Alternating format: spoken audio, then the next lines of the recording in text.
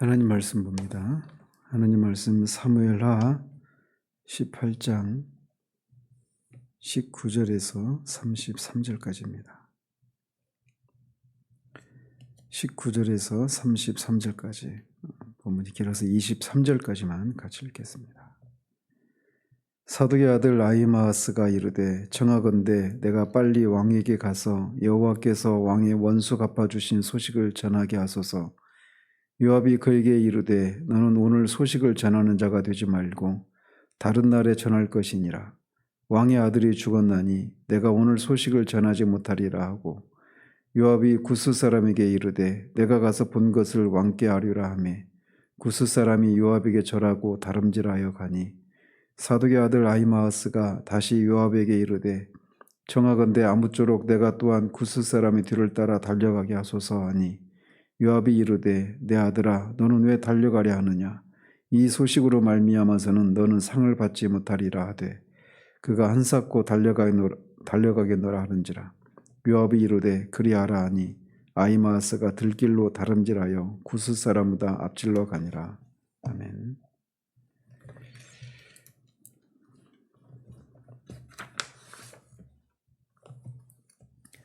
어제는 압살롬이 비참한 추위를 맞이함으로 전쟁이 종식된 장면까지 살폈습니다.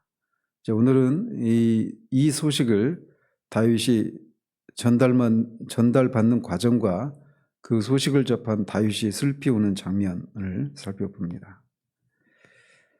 압살롬의 죽음으로 인해서 비로소 다윗의 집에 칼이 영원히 떠나지 않는다라고 하는 심판의 예언이 일단락되는 것처럼 보입니다. 뒤에 더 보면은 나중에 넷째 아들 아도니아도 죽게 되는 그런 일도 있고 더 크게는 이제 다윗의 왕가가 남과 북으로 나뉘게 되는 그런 것까지 포함되는 것이지만 어쨌든 가장 가까이 있는 그 압살롬의 죽음으로 인해서 다윗의 집에 칼이 영원히 임할 것이다라고 하는 이 심판에 대한 예언이 일단락되는 것처럼 보여집니다. 압살롬의 죽음은 다윗이 밧세바를 범하고 우리아를 살인교사한 그것을 기준으로 하면 11년가량 지난 후에 일어난 일입니다. 그러니까 죄에 대한 징계가 11년 정도 이렇게 지속이 된 것이다라고 할 수 있죠. 다윗은 자신의 집에서 일어난 이런 비극적인 사건의 근본적인 원인이 자신의 죄 때문임을 잘 알고 있었습니다. 그렇다면 이 압살롬의 죽음으로 일련의 사건을 마무리하게 된 이 다윗의 마음은 이제 맞을 매를 다 맞았구나 라고 하는 데서는 그런 한편의 어떤 속 시원함, 후련함 이런 것이 있었을까요?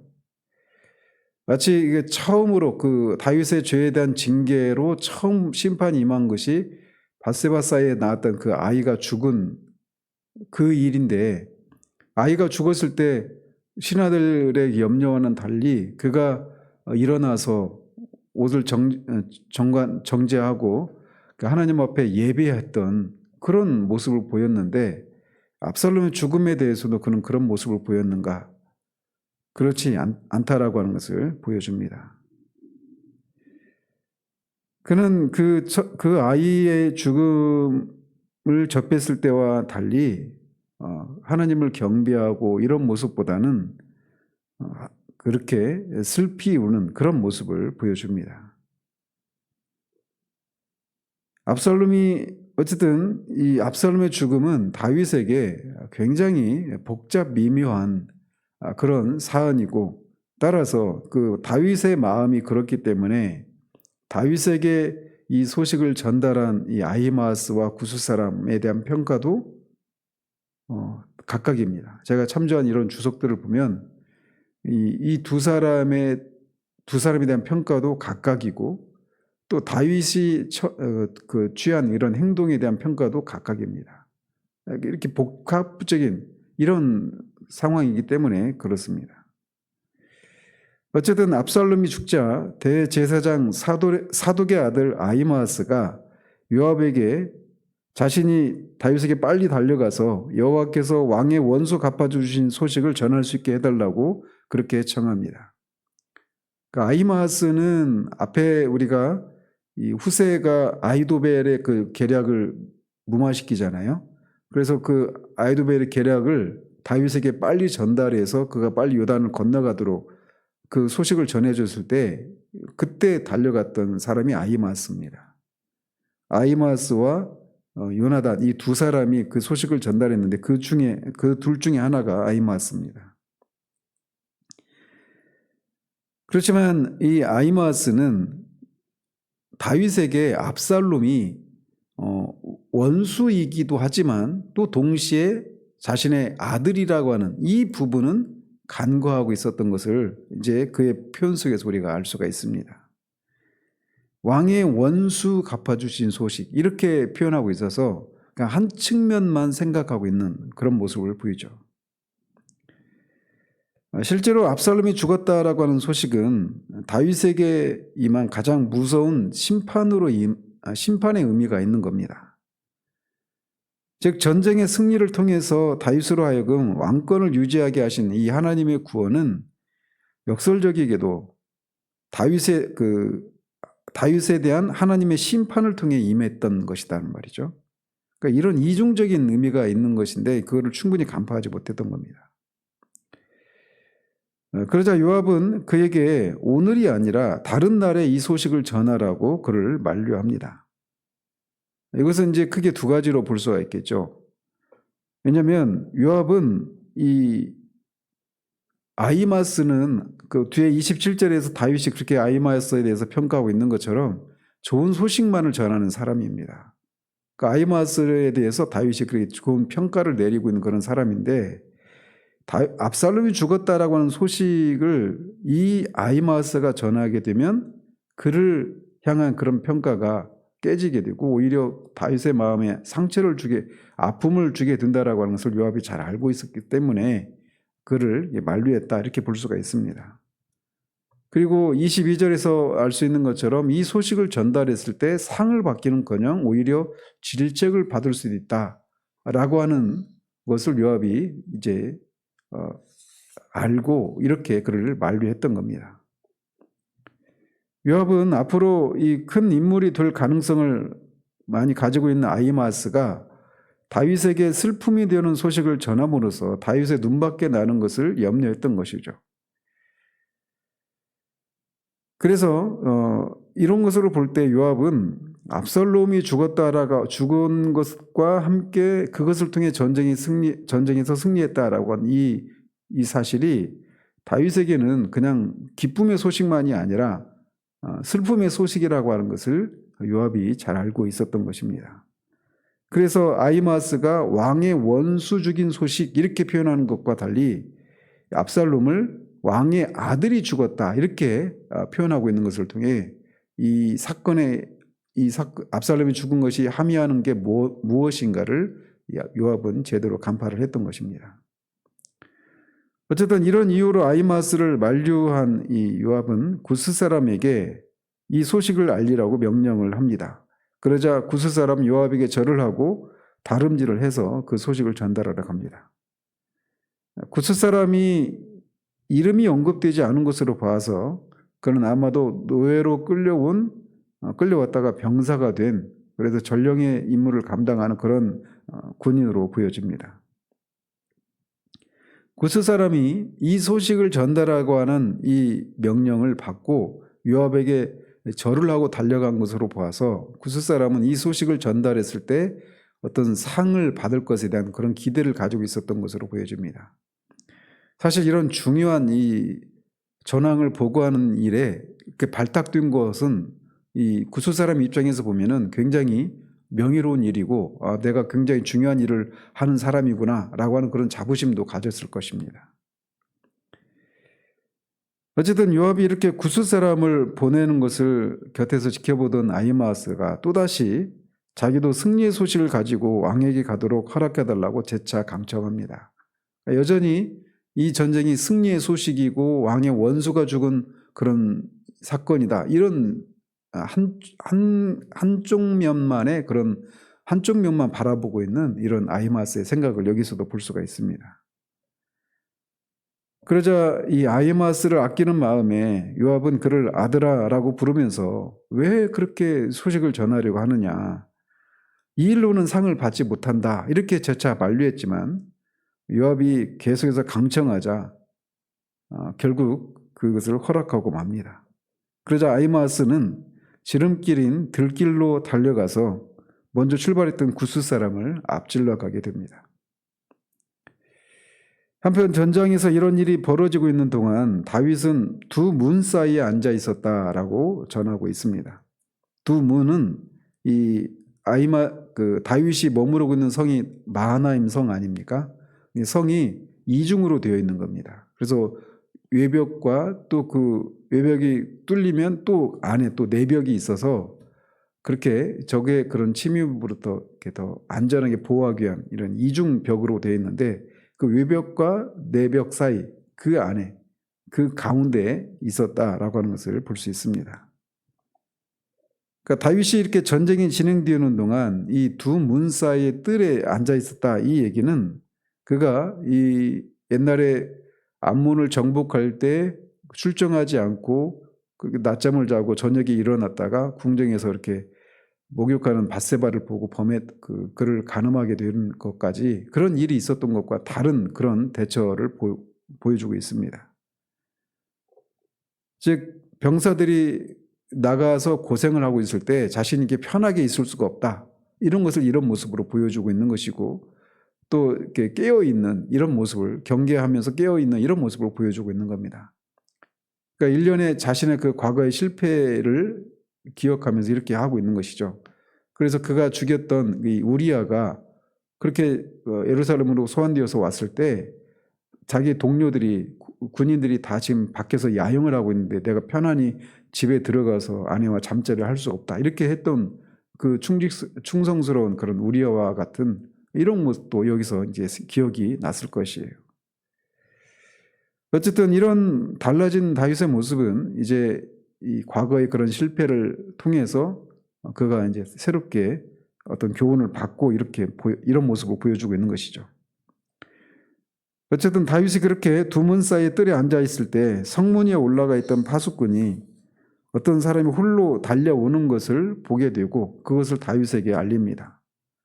그러자 다윗은 만약 그가 혼자서 온다면 어떤 소식이 있을 것이다 이렇게 얘기를 합니다.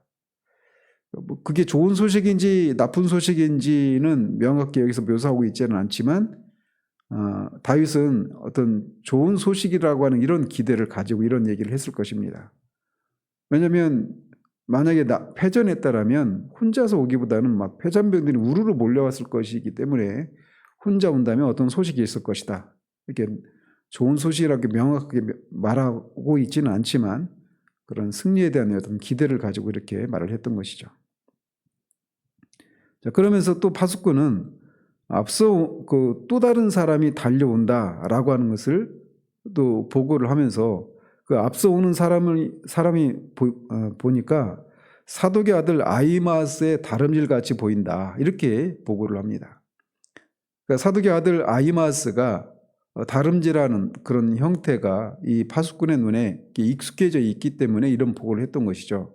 그 얘기는 아히마스가 단지 한 번만 그런 굉장히 그런 활동적이고 이전에도 그 요단강을 건너라고 하는 이런 소식을 전했을 때뿐만 아니라 어떤 연유로든 아히마스가 어떻게 다름질을 하는지 뛰는지를 이렇게 잘 알고 있었던 이런 것으로 보여집니다. 다윗이 그 아히마스처럼 보인다라고 하는 이 보고를 받고 아히마스는 좋은 사람이니 좋은 소식을 가져올 것이다 이렇게 말을 합니다. 이것으로 보아서 아히마스는 다윗에게 매우 그런 좋은 평가를 받고 있는 그런 사람이었다라고 하는 것을 알 수가 있죠. 근데 사실 좋은 사람이라고 해서 좋은 소식을 가져온다라고 하는 것은 사실은 그렇게 큰 근거가 있는 것은 아닙니다. 그러나 어쨌든 다윗이 이렇게 말하고 있는 것은 그가 이 좋은 소식을 고대하고 있었다라고 하는 것을 드러내주고 있는 것이죠.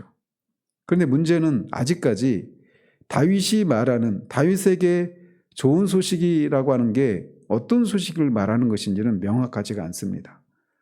전쟁에서 승리했다는 소식이 좋은 소식인지 아니면 압살롬이 무사하다는 소식이 좋은 소식인지 이게 명확하지가 않죠. 근데 결론적으로 보면 다윗이 기대했던 좋은 소식이라고 하는 것은 압살롬은 무사하면서 동시에 전쟁에서는 승리하는 이게 이제 다윗이 기대했던 것인데 그런 일은 일어나지 않죠. 어쨌든 아히마스는 구스 사람보다 늦게 출발했지만 구스 사람은 약간 험한 그런 지형을 통해서 왔고 아히마스는 들길로 평탄한 길로 왔기 때문에 더 빨리 도착을 해서 이 다윗에게 기쁜 소식을 알립니다. 그런 소식을 전하기에 앞서서 왕에게 엎드려서 절하면서 왕의 평강 샬롬을 빌죠. 그러니까 샬롬이 이제 이스라엘이 주변의 나라에서 끊임없이 전쟁이 일어나고 그러니까 우리나라도 안녕하세요라고 하는 이런 말을 하는 것처럼 비슷한 그런 배경에서 나온 것이죠. 그러면서 특별히 이 평강을 비는 이것은 다윗의 집에 압살롬이 죽는 것을 통해서 다윗의 집에 이제 그런 평강이 임하기를 바라는 그런 마음에서 이렇게 안부를 묻고 인사를 했다 이렇게 볼 수 있습니다. 자, 그러면서 보고하기를 여호와 하나님께서 손을 들어 다윗을 대적하는 자들을 넘겨주셨다라고 하며 하나님을 찬양을 합니다. 즉 그는 이번 전쟁에서 승리를 하게 되었다라고 에둘러스럽게 표현을 하면서 그 승리의 원인이 여호와 하나님께서 손을 들어서 대적들을 치신 결과이다라고 하며 승리의 소식과 그 승리의 원인이 여호와 하나님의 도우심 때문이다라고 하는 보고를 합니다. 그 소식을 듣고 다윗은 젊은 압살롬은 잘 있느냐라고 묻습니다. 그러니까 다윗이 이스라엘의 왕이고 지금 반란군을 제압하는 그런 내전 상황에서 이 전황을 보고받는 전령에게 그런 공적인 지위에 있는 다윗이 물어야 될 소식은 그래 얼마나 그럼 우리 편의 군사들은 얼마나 손실이 났느냐 이런 걸 먼저 물어야 되는데 적의 입장에 있는 적의 수장의 소식을 묻고 있는 이 장면을 우리가 볼 수 있습니다. 그래서 이 상황이 다윗에게 복잡 미묘한 그런 상황이었던 것입니다.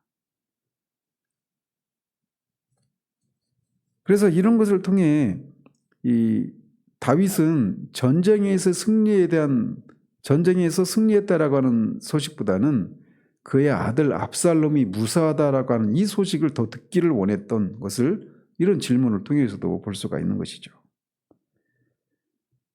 그만큼 다윗은 아들을 사랑했다라고 하는 그런 증거이기도 하고 또 동시에 하나님께서 다윗 가문에 선포한 이런 심판의 칼이 거두어지기를 바라는 그런 애절한 그런 마음에서 묻고 있는 그런 것일 수도 있습니다. 그래서 이렇게 압살롬이 잘 있느냐라고 하는 말 속에 담겨져 있는 다윗의 심정을 그제서야 아히마스가 간파를 하게 됩니다. 그리고는 압살롬이 죽었다는 소식을 알고 있음에도 불구하고 그 소식을 바르게 알리지를 못합니다. 그러면서 요압이 자신을 보낼 때 큰 소동이 일어났다라고만 그렇게 말을 전합니다. 그런 이제서야 비로소 요압이 왜 이 소식을 자신에게 맡기지 않으려고 그렇게 애를 썼는지 아마 이제서야 알 수 있었을 것입니다. 아무튼 이처럼 아히마스는 압살롬이 죽었다는 것을 알매도 불구하고 그것을 정직하게 전달하지 못하는 그런 상황이 된 것이죠. 이 아히마스의 이런 상황을 긍정적으로 평가하는 사람도 있고 또는 부정적으로 평가하는 그런 사람도 있습니다. 긍정적으로 평가하는 것은 아히마스가 이 소식이 다윗에게 얼마나 큰 고통스러운 소식인가라고 하는 것을 알고 그거를 그렇게 직설적으로 얘기하지 않고 그냥 무마하는 이런 게 이제 상황 윤리에서 말하고 있는 화이트 라이라고 하는 거죠. 선의의 거짓말. 이 선의의 거짓말을 했다라는 거예요. 그래서 선의의 거짓말에 대해서 이제 긍정적으로 평가하는 그런 시각이 있는데 성경적인 입장에서 보면 선의의 거짓말은 그것도 역시 거짓말입니다. 그런 면에서 이 아히마아스에 대한 평가가 긍정적인 평가와 부정적인 평가가 같이 양립을 하고 있어요. 저는 이제 그 아히마아스가 다윗의 마음을 배려했다라고 하는 면에서는 긍정적으로 평가하지만 궁극적으로는 거짓말을 한 것이기 때문에 그 부분에 있어서는 부정적인 평가를 내립니다. 아히마아스가 이런 보고를 하는 동안 먼저 출발했던 구스 사람이 뒤에 도착을 하죠. 그러면서 그도 역시 여호와께서 왕을 대적하던 모든 원수를 갚으셨다라고 그렇게 보고를 합니다. 전쟁에 대한 승리를 먼저 보고하고 그 소식을 듣고 다윗도 역시 그 사람에게 젊은 압살롬이 잘 있느냐 이렇게 묻자 구스 사람은 아히마아스와는 달리 다윗의 원수와 대적하는 자들이 다 압살롬과 같이 되기를 원한다라고 하는 말을 통해 압살롬이 죽었다라는 소식을 바르게 전합니다. 이 구스 사람에 대해서 평가도 양립합니다. 긍정적인 평가는 압살롬이 죽었다는 소식을 자신이 알고 있고 그 사실을 정직하게 알립니다. 근데 부정적인 평가는 그 소식이 다윗에게 얼마나 고통스럽고 슬픈 소식인가를 충분히 배려하지 않은 채 그냥 직설적으로 얘기했다라고 하는 이런 면에서는 부정적인 평가를 내립니다. 여러분들은 어떻게 생각하십니까? 그래서 제가 참조한 주석들에서도 이렇게 이 양쪽의 그런 평가가 이렇게 팽팽해요. 근데 이 두 가지를 조합하는 이런 것이 필요하다라는 겁니다. 그리고 전령, 메신저로서의 그 바른 역할은 이 두 사람이 종합을 이룬, 이 두 사람을 종합을 해서 나온 그런 태도여야 한다는 겁니다. 그래서 자신이 전하는 메시지가 상대방에게 고통과 슬픔을 줄 것을 배려하면서도 그 마음을 헤아리면서도 그러면서도 바르게 그 소식, 그가 들어야 될 소식을 바르게 전하는 이 두 가지가 같이 있어야 된다라는 겁니다. 그래서 압살롬이 죽었다는 소식을 바르게 전해야 되지만 또 동시에 그 소식을 들었던 다윗이 슬퍼하고 고통스러울 것이라고 하는 것을 헤아리면서 그 말씀을 전하는, 그 소식을 전하는 이런 게 이제 그런 바른 전령의 태도다. 이런 입장이죠. 그래서 설교자로서도 마찬가지입니다. 말씀을 전할 때 말씀을 듣는 사람들이 자기 의의가 깨뜨려지는 이 과정은 정말 말할 수 없이 고통스럽고 수치스럽고 화가 나고 분노가 일어나는 그런 일입니다. 그런 마음을 충분히 헤아리면서도 동시에 그 사실을 정직하게 얘기를 하고 그래서 자기 의의가 아니라 그리스도의 의의를 하나님이 마련하신 그리스도의 의의를 하나님의 의의를 붙들도록 그렇게 해야 되는 것이 설교자의 임무이죠. 이건 우리 일상의 삶에서도 마찬가지입니다. 우리가 말기 그 불치병에 걸려있는 말기 환자들 이런 사람들에게 의사가 어떻게 말을 해야 되느냐라고 하는 이런 것도 이 상황과 맞물려 있다라고도 할 수가 있겠죠. 그래서 그 소식을 들은 사람의 그 절망스러운 상황을 헤아리면서 그러면서도 그 사람이 그 소식을 알리지 않아서 그냥 허황된 기대와 그렇게 해서 그 자신의 삶을 마지막을 준비하지 못하게 했다가 황망하게 죽게 되는 그런 일이 일어나지 않도록 정직하게 그 소식을 전하면서도 그 소식이 그 당사자에게 얼마나 큰 고통이 될 것인가 이거를 헤아리면서 그 소식을 전하는 이런 것이 요구된다라고 할 수 있겠습니다. 어쨌든 압살롬이 죽었다는 소식을 결국은 알게 되고 다윗은 그 압살롬이 전쟁에서 승리했다라고 하는 기쁨은 이제 뒤로 하게 되고 압살롬이 죽은 소식을 인해서 크게 슬퍼합니다. 그래서 문 위층으로 올라가서 내 아들 압살롬아, 내 아들 압살롬아, 압살롬 내 아들아, 내 아들아 라고 하며 슬피 웁니다.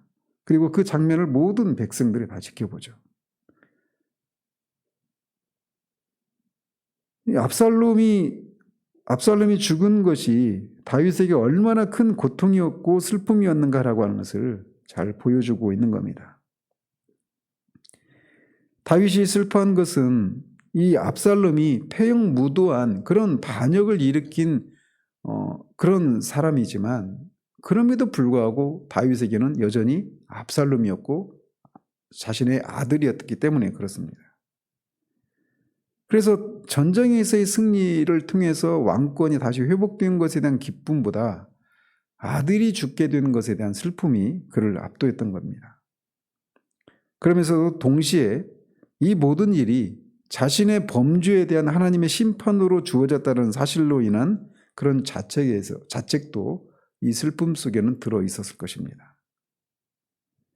이런 면에서 다윗의 이 태도에 대해서도 긍정적인 평가와 부정적인 평가, 이 두 가지가 같이 존재합니다.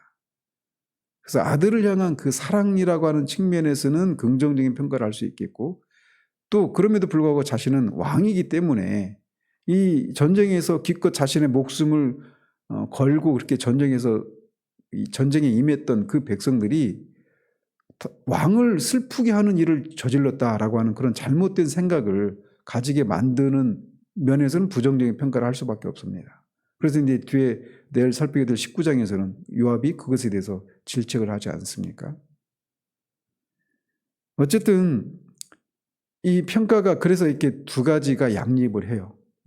근데 어쨌든 이 일의 근본적인 원인은 다윗의 죄 때문이고 그 죄에 대한 하나님의 심판 때문에 벌어진 그런 상황이란 말이죠. 이런 면에서 이 죄라고 하는 게 얼마나 큰 그런 파급 효과가 있는지 부정적인 측면에서 말이죠. 이것을 우리에게 보여주고 있는 겁니다. 그리고 죄 문제를 우리 시대같이 회개가 없는 구원이 그냥 넘쳐나고 있는 시대에 죄를 얼마나 하나님이 그렇게 철저하게 다루시는지를 우리가 여기서 볼 수가 있는 겁니다.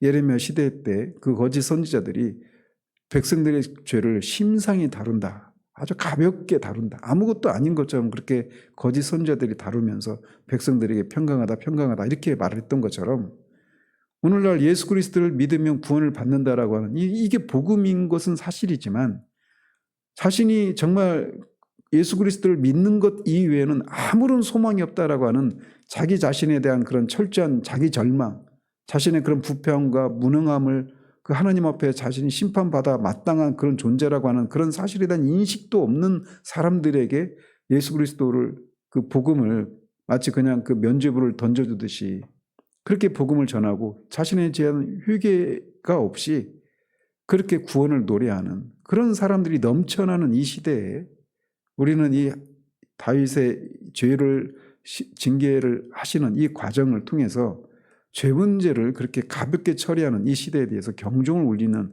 이런 모습이라고 할 수가 있습니다. 무려 11년 동안의 과정입니다. 다윗의 죄에 대한 하나님의 징계가. 물론 그 속에서 여전히 징계가 그냥 여전히 그 10편 3편이나 51편이나 이런 걸 보면 그 속에서 하나님이 다윗을 여전히 사랑하시고 다윗을 향해서 하신 약속이 여전히 유효하다라는 것을 보여주고 있음에도 불구하고 죄가 없는 것처럼 그를 다루지 않으시는 하나님의 공도를 실현하는 이런 장면들을 우리가 깊이 생각하며 죄를 우리가 어떻게 대해야 되는가, 얼마나 큰 경각심을 가지고 죄 문제를 다뤄야 되는가, 이런 거를 다시금 생각하게 됩니다. 기도하겠습니다.